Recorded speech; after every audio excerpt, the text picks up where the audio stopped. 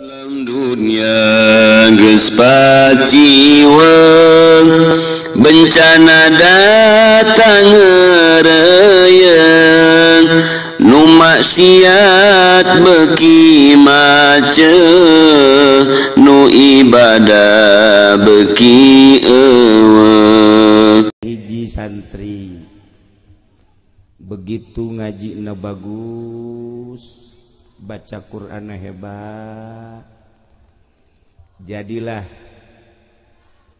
ustad, jadilah kiai. Di pondok geus ngajar ngaji. Begitu balik ke imah, mulai hayang menguasai masjid.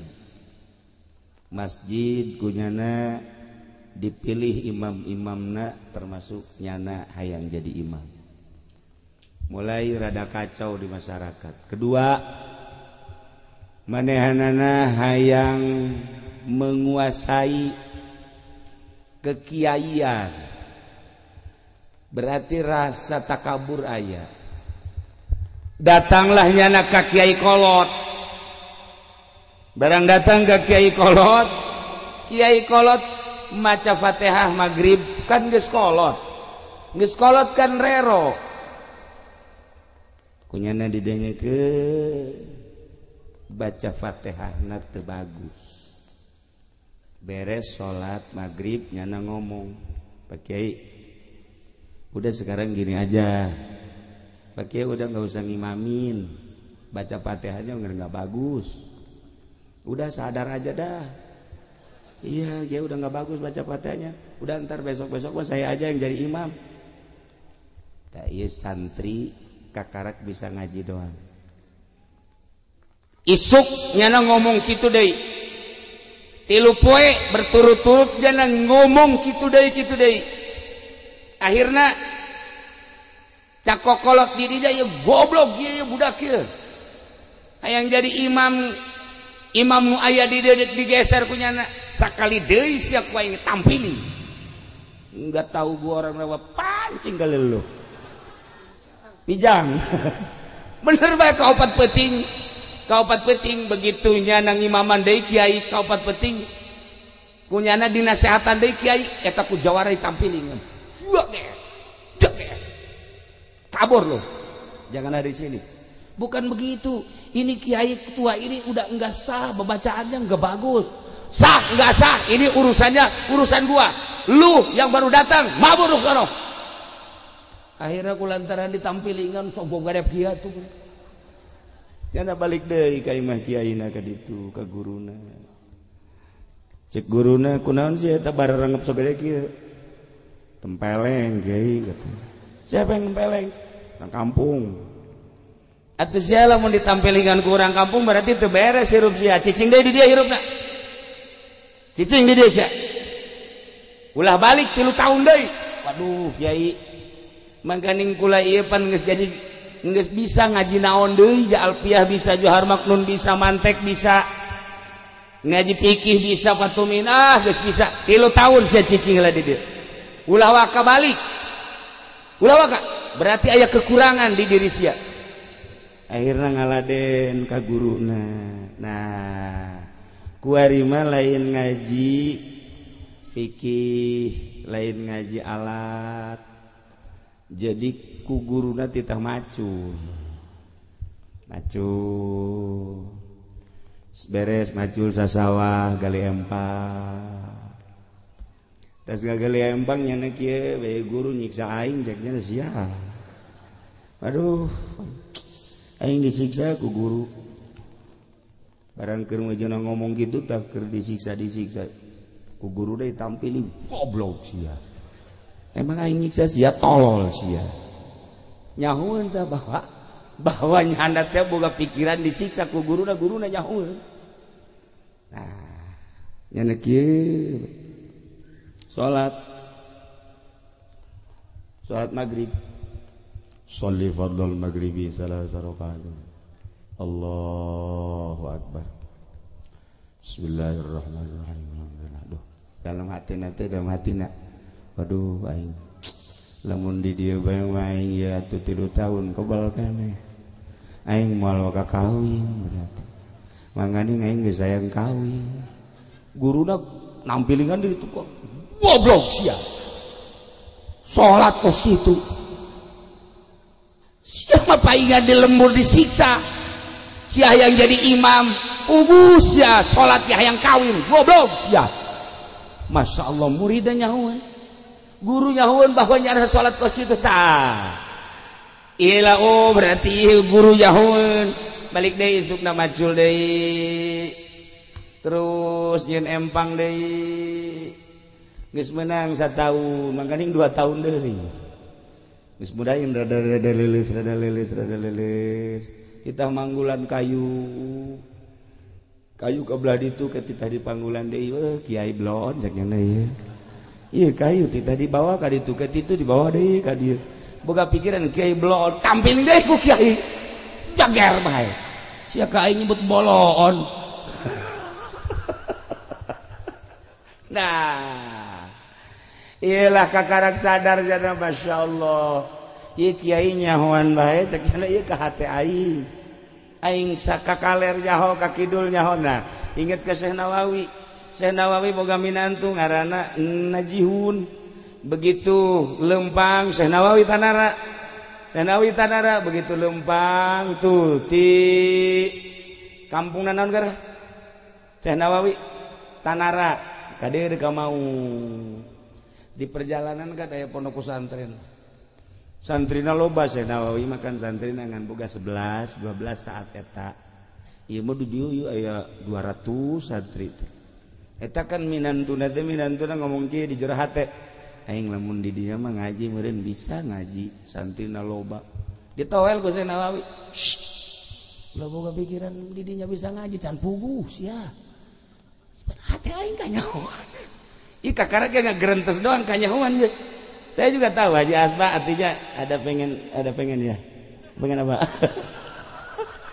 Dan ntar berdua aja ngomongnya ya. Iya udah ketahuan lah, adalah. Tuh, kajawan. Nah, ya si murid 2 tahun deui mulai kuari Masya Allah. Orang guru lain semata-mata ngaji nahu doang, ngaji alat, ngaji fikih. Iya horeng penting nama ya Allah ya Rabbi mulai kuari dibersihan hati tina takabur tina ujub tina ria tina hasud geus kuari geus geunah salat mutatadina Allahu Akbar macam-macam manusia kan begitu salatnya macam-macam tukang karung ka karung tukang bebek ka bebek salat tukang bebek mah lain Allah lain alhamdulillahirabbil alamin tukang bebek makan gitu tukang gabah gitu kayak tukang sayur nah lamun geus beres bersih salatkan ka Allah nah ieu ge jelema si santri teh setahun keduana geus mulai rapi ka Allah pikeun ria pikeun ujub pikeun takabur pikeun hasud pikeun hubul hubul mal hubul riasa lempeng ngaji baik ibadah ke Allah 2 tahun geus bagus 3 tahun geus lempeng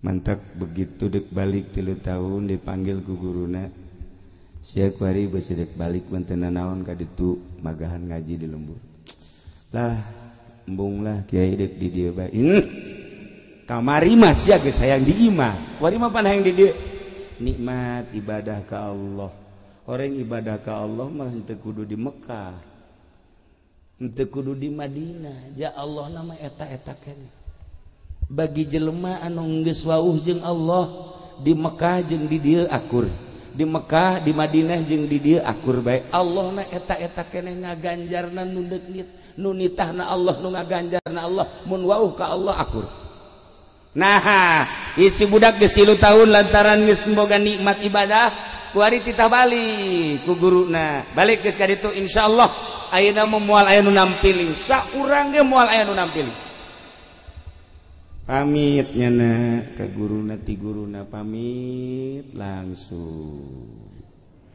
milu salat deui ta jeung Kiai Kolot teh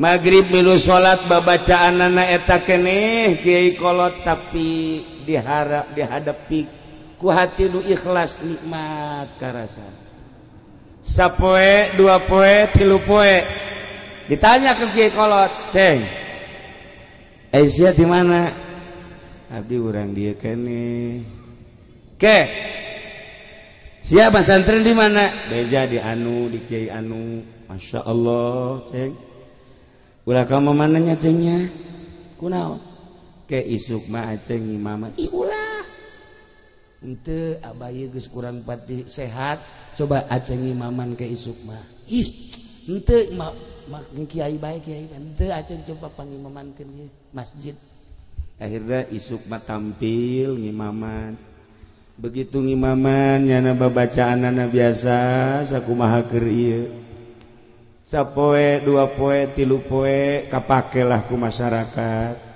sanggeus kapake ku masyarakat ditanya ceng aya aceng geus kawin tah encan mus aya niatan kawin mah aya ngan lah tuh sanu dayekeun ka kula tuh keur ieu mah keur kakarak bisa ngaji doang perempuan mana gua wirid dah emangnya gua enggak tahu nih a'udzubillahi minasyaitonir rajim bismillah iz qala yusufu li abihi ya baheula mah kos kitu kuari mah teu nah kuari mah kan teu lamun geus wauh ka Allah mah kabeh kan ngeunaheun lamun geus wauh ka Allah mah lamun urang geus wauh ka Allah ya santri bobogohan jeung awewe tapi geus wauh ka Allah moal hariwang kula sok nyontohan teh aya hiji santri kabogohna santri deui begitu duduaan di pos kamling hujan ngadeukeutan kan rapet begitu ndek dicekel ku lalaki cekel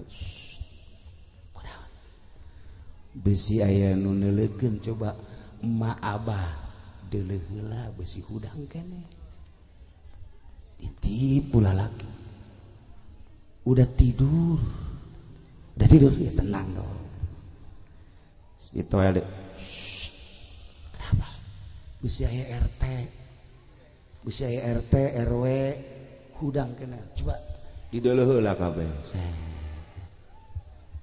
enggak ada pareuman lampu pareuman trek dempet begitu dek dipeluk Allah besi neulekeun wih iya ya Masya Allah tah lamun nyaho ka Allah makan geunaheun izin ka Allah Allah mah neulekeun bae urang duaan ki Allah neulekeun ya Allah coba lamun teu ka Allah gitu dicekel guys belah sini no megangnya jangan yang itu yang mana yang empuk-empuk dah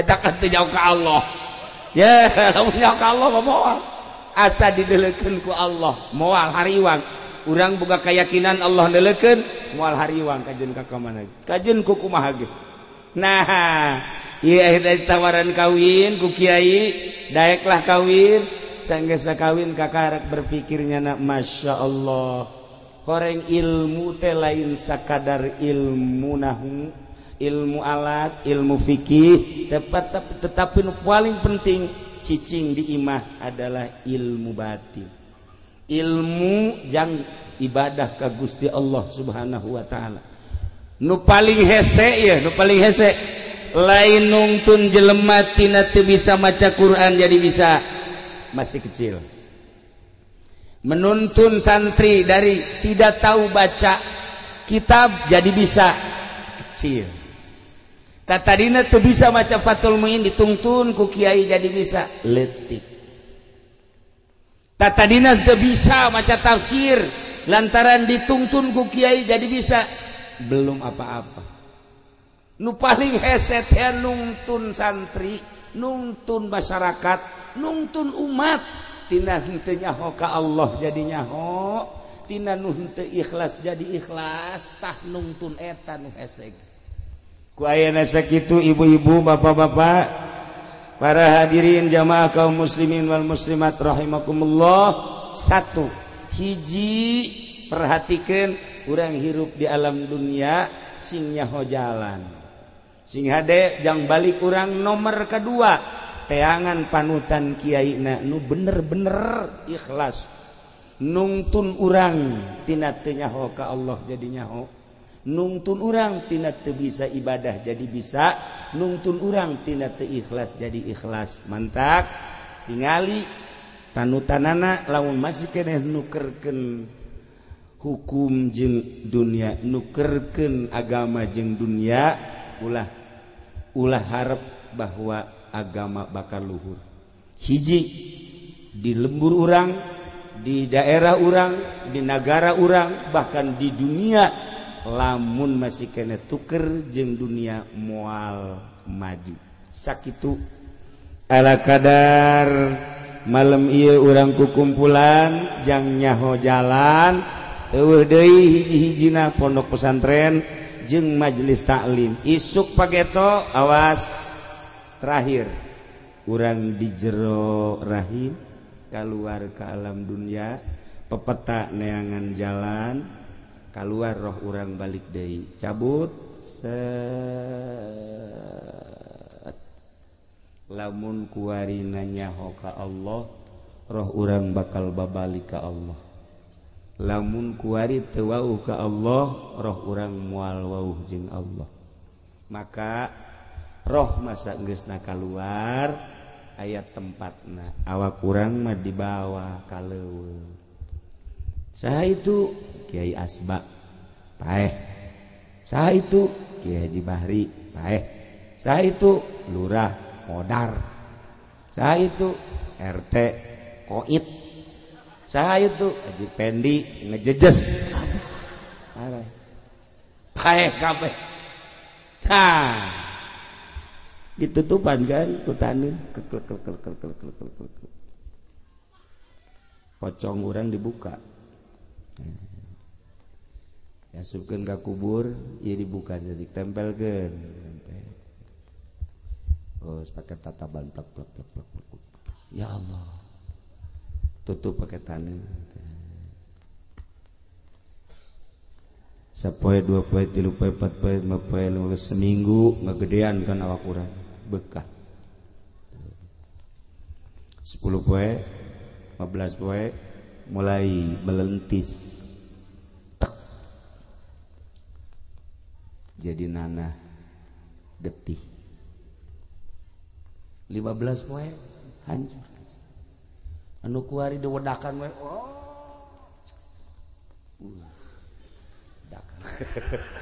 Isuk pageto bakal aya nanahan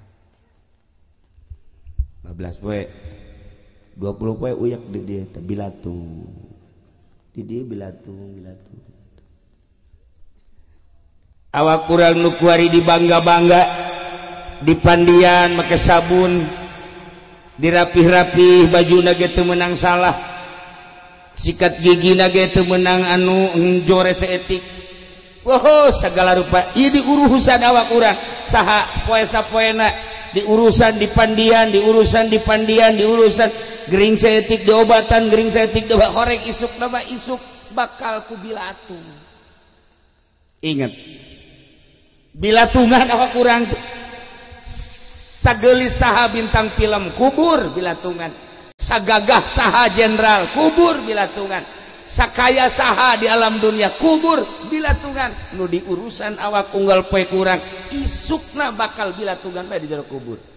Nu aman roh urang cabut wauh tetadina keur di dunia ngaji ka kiai nyaho ka Allah nyaho ka Kangjeng Rasulullah balik ka Allah aman.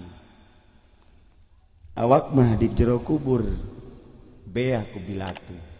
Tapi roh urang mah senang-senang. Nu bahaya urang ngurusan awak doang, roh urang teu wauheun jeung Allah. Kafir misalna, munafik misalna, musyrik misalna. atuh ira urang kaluar teh tuau jeung Allah nya disiksa nya awak acak-acak. Nah, jang introspeksi salila hirup urang di alam dunia sing hade. Urang bakal balik awak urang di urusan unggal poe, tapi lamun rohna teh di urusan cilaka 12. Nu paling hebat rohna diurus, awakna diurus. Awakna diurus, jang salat, jang ibadah. Rohna diurus sampai talar Quran, sampai unggal peuting zikir. Maut set kubur, awakna di jero kuburan lamun awak kurang talar Quran moal waniin bilatung. Ulah talar Quran Yasin be, urang talar Yasin. Tapi talarna beneran. Kubur. Surat Tabarok talar urang, Waqiah talar urang, kubur. Gali deui moal daekeun bilatung. Kamari kula katapuan anu di Cengkareng teh kadireres anu pernah kuburanana digali karena pelebaran jalan masih beleger. Anakna kan kamari silaturahim ke Cilongok. Kukula ditanya, itu bapak suka apa itu ya di wiridnya dulu? Cuman ngajar ngejah doang. Alif jabar a, be jabar ba aba, be jabar ta, be jabar ba, ta jabar ta bata, mim jabar mata jabar ta mata, sin jabar sia jabar ya sia mata sia. Ngajar kos gitu doang. Cuman nyana lamun deuk sasare be maca Yasin, maca Tabarok, maca Waqiah. Tah sakitu doang. Maut, kubur 20 tahun dikubur, pelebaran jalan digali belegar kan. Geus puguh tah mah wali-wali Allah mah. Wali-wali Allah manu ahli Allah lamun digali kuburanna masih belegar wajar. Ieu mah jelema biasa. Nah, mantak ibu bapak ieu nya lamun deuk sare wayahna maca Tabarok. Aduh, Kiai. Baca Tabarok di mana tuh? Gak talar Tabaroknya juga. Kalau nggak talar Tabarok Waqiah sama. Kalau nggak Waqiah mas Yasin lagi panjang. Kalau Yasin nggak talar mah itu surat Kahfi. Oh itu lagi mati saya mah baca surat itu.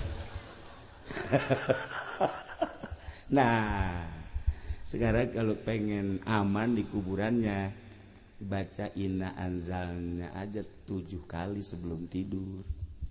A'udzubillahi minasyaitonirrajim. Bismillahirrahmanirrahim. Inna anzalnahu fi lailatul qadr.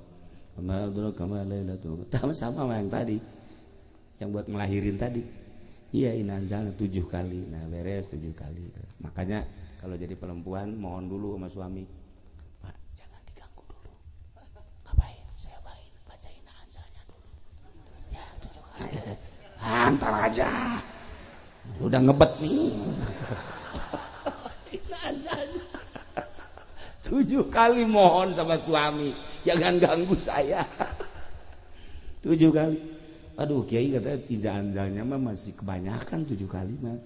Emang lu mah blon kali nggak mau bacaan. Kulhu aja 3 kali, palak sekali, nas sekali, Fatihah sekali. Cuman caranya begini.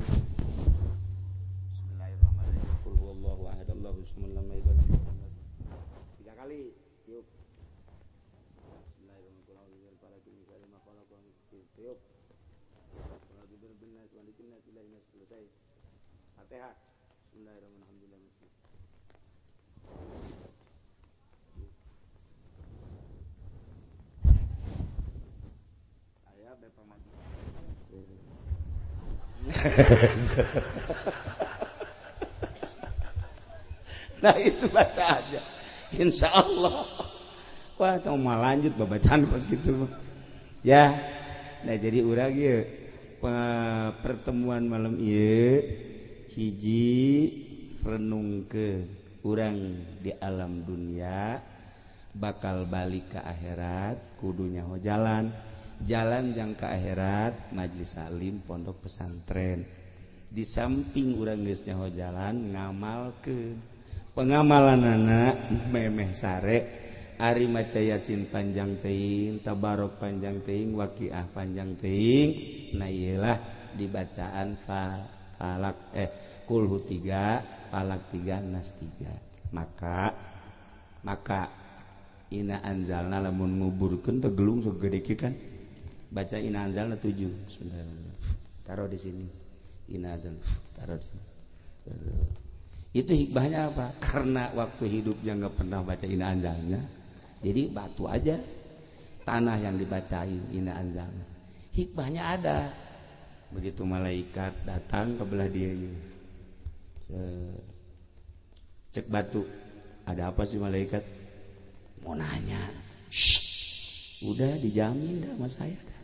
Jangan tanya-tanya ini saya udah dibaca ina anzalna 7 kali udah nggak ada jalan buat ditanya pindah malaikat ke belah dia aya deui batu dek naon malaikat dek nanya aya kula geus baca ina anzalna baca ka dia sampai ka dia geus ujang tanyaeun malaikat bingung kan ujang nanya ieu jawab ina anzalna ieu make batu bae make batu manjur batu gelung dibacaan ditendeng di kuburan ieu bakalna ieu nyana ngabela ka urang ya Allah ya Rabbi ieu batu komo lamun dibaca ku urang nah ieu kan lain lalagaan tah bentak urang mah ulah eureun-eureun ulah diputuskeun lamun anu maot ganjel make batu ganjel ulah dibacaan kieu deui beres teh ganjel mayit entar malam lu datang ke Haji Pendia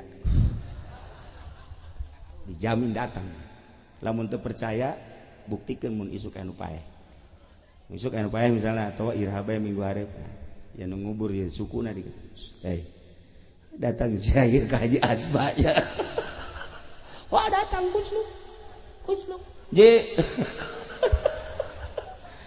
ada apa lu siapa ini yang tadi saya dikubur ini ngapain ke sini ya mau ngajak Pak Kiai ya atuh masing-masing aja